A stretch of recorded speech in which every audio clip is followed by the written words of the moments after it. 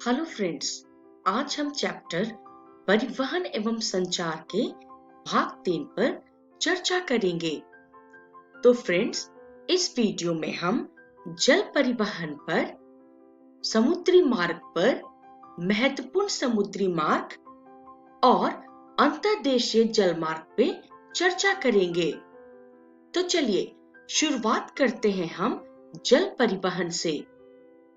Friends, जैसा कि आप सब जानते हैं, सारे परिवहनों में जल परिवहन जो है परिवहन का सबसे सस्ता साधन है, क्योंकि इसके लिए कोई भी मार्ग का निर्माण नहीं करना पड़ता और साथ ही साथ इसमें ऊर्जा लागत अपेक्षाकृत कम होती है।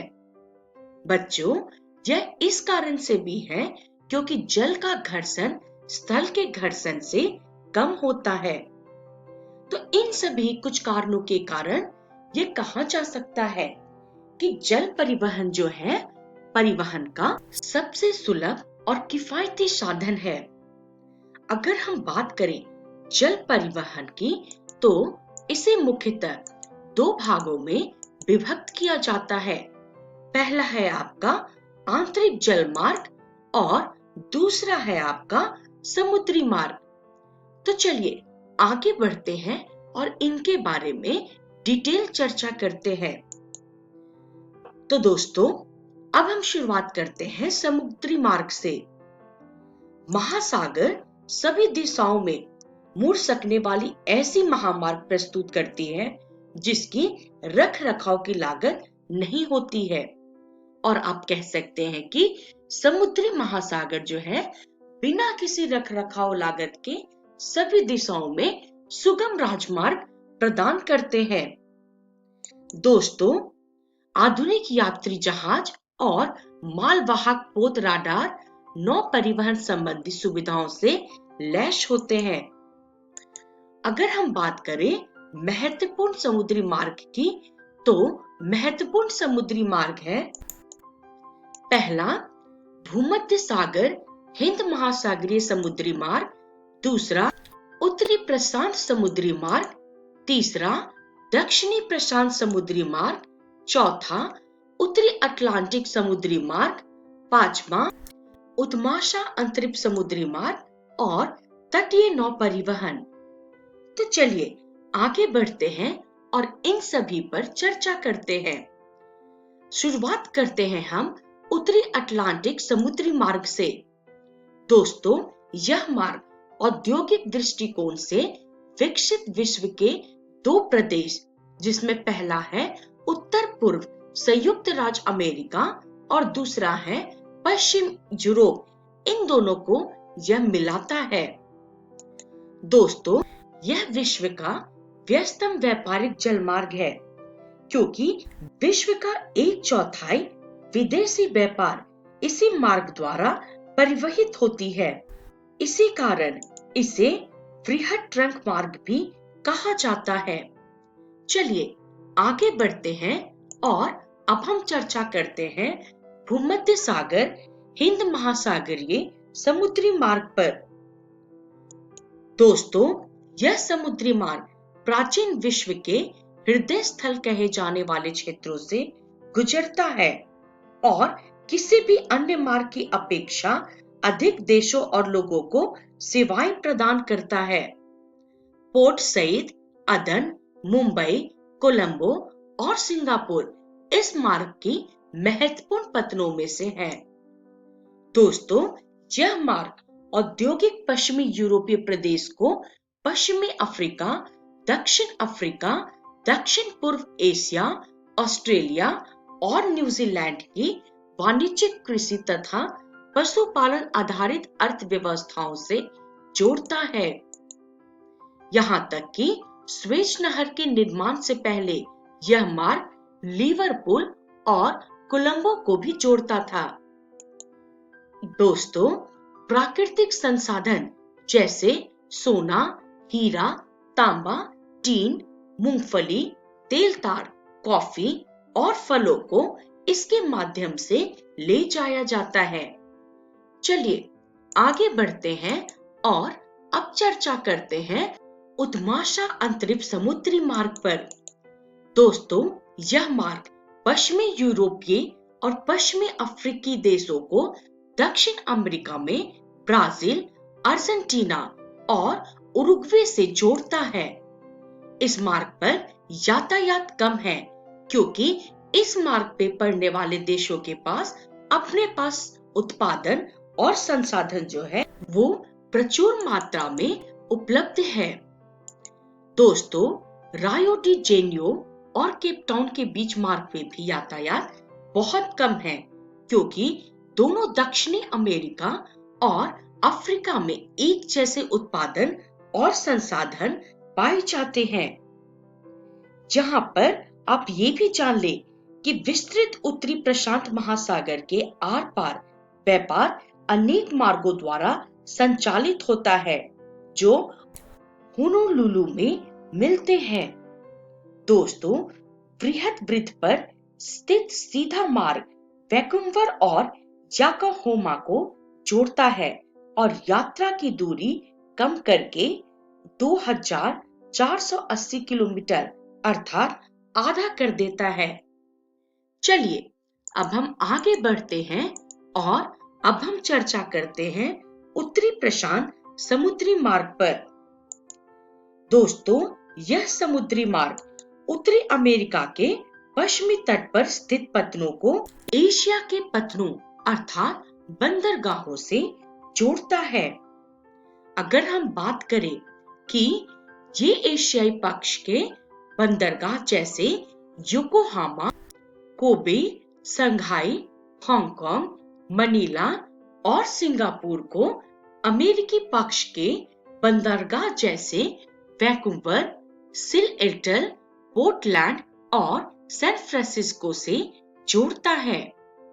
चलिए अब हम आगे बढ़ते हैं और अब हम चर्चा करेंगे दक्षिण प्रशांत समुद्री मार्ग पर।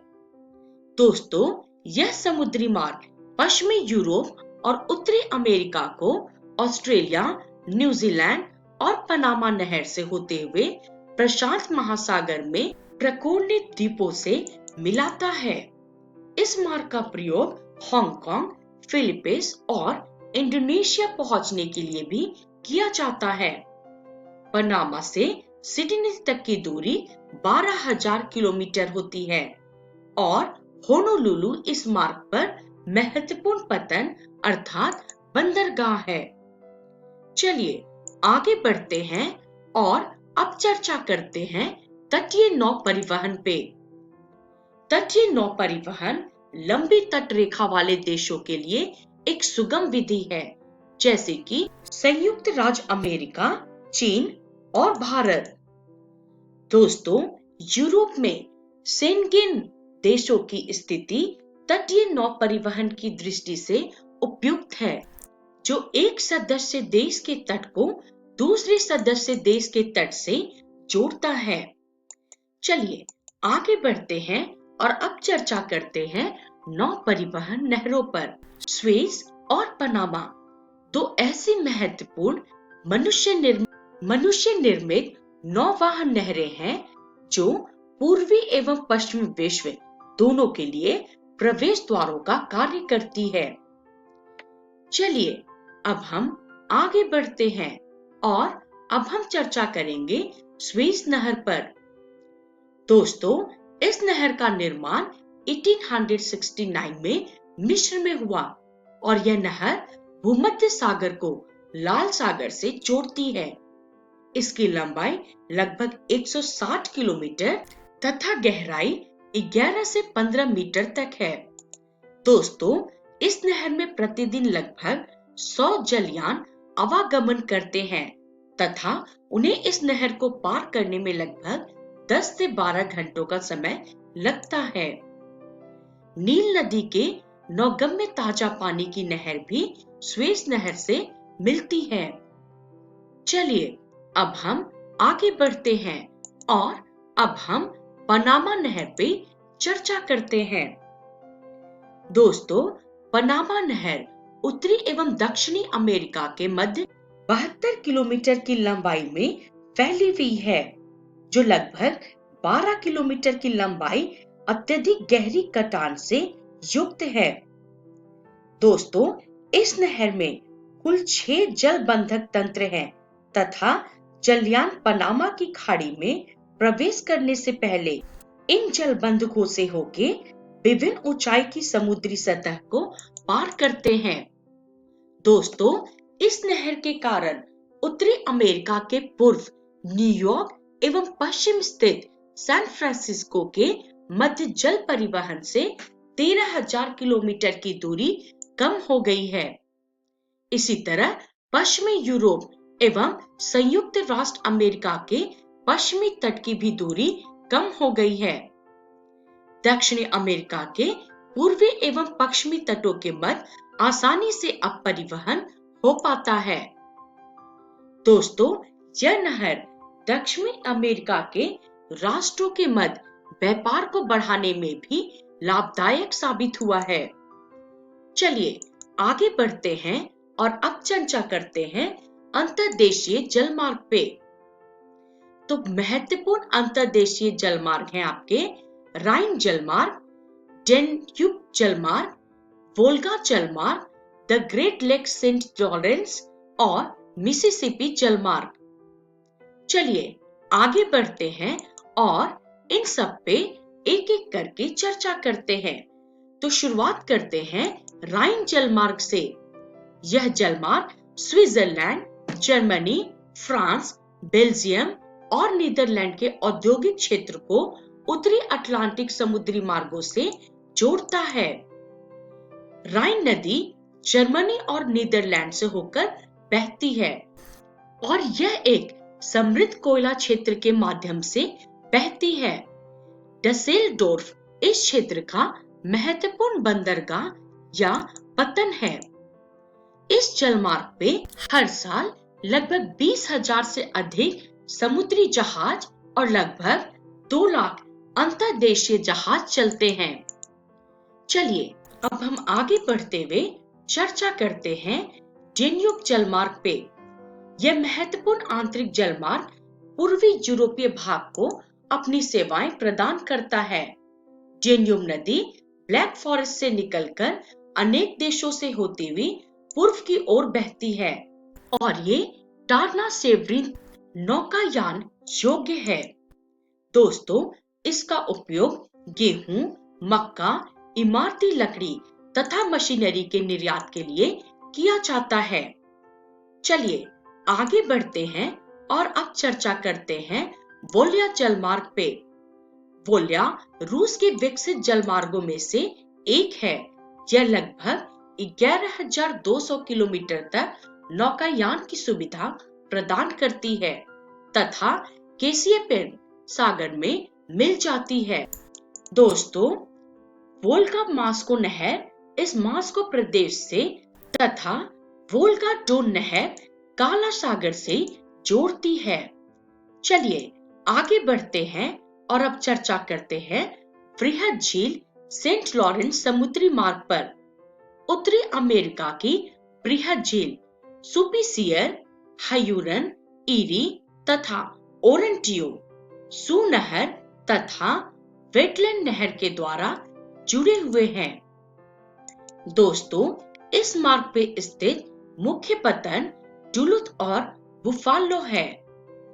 अब हम चर्चा करते हैं मिसिसिपी जलमार्ग पे। दोस्तों, मिसिसिपी ओनोहियो जलमार्ग संयुक्त राज्य अमेरिका के आंतरिक भाग को दक्षिण में मेक्सिको के खाड़ी के साथ जोड़ता है। यहाँ तक कि लंबे स्टीमर इस मार्ग के द्वारा मिनियापोलिस तक ले जाए जा सकते हैं। चलिए अब हम आगे बढ़ते हैं और ये चर्चा करते हैं कि इस वीडियो में हमने क्या सीखा। तो दोस्तों, इस वीडियो में हमने जल परिवहन, समुद्री मार्ग, महत्वपूर्ण समुद्री मार्ग और अंतर्देशीय जल मार्ग पे चर्चा की, जिसका रेफरेंस है भूगोल कक्षा 12 की पाठ्य पुस्तक। और अगले वीडियो में हम वायु परिवहन, पाइपलाइनों, संचार, उपग्रह संचार और साइबर स्पेस अर्थात इंटरनेट पे चर्चा करेंगे। तो हम जल्द ही मिलेंगे। तब तक के लिए धन्यवाद।